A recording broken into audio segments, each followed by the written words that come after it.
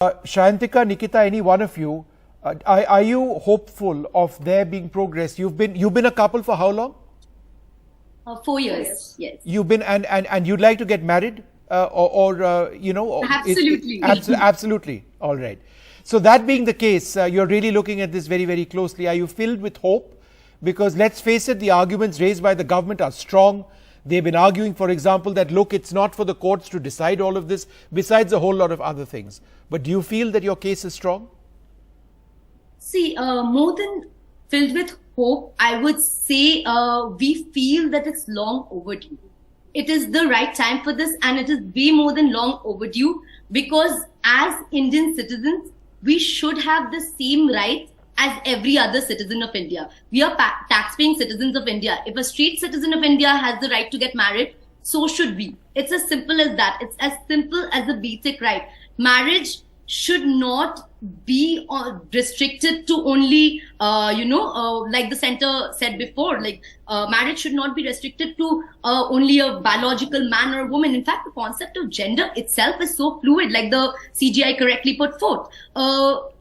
Marriage is a union that is observed by our law, that is validated by our law, and that should not be the privilege of certain sexual orientations and genders. Because right now, it is only limited to a privilege. It is not just about a big fat wedding, right? It is also about all the laws that street people get to enjoy that come with marriage, which are denied to us. I'll just come to that in a moment.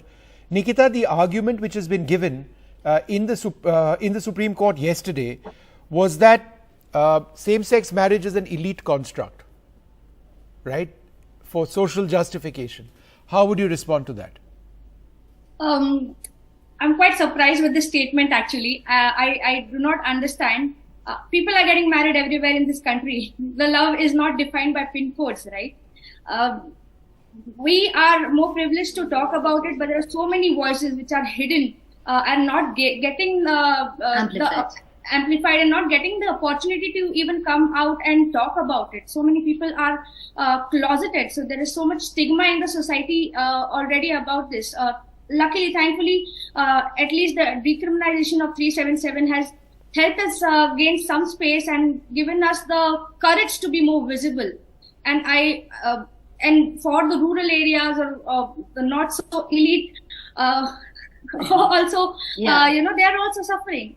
It's not like there's a border to being gay. It's not like when you leave outside the city, your rainbows fade away. People are gay everywhere, whether they are in a city or whether they are in that's an interest. Your rainbows don't fade away once you move out of a city. I take your point.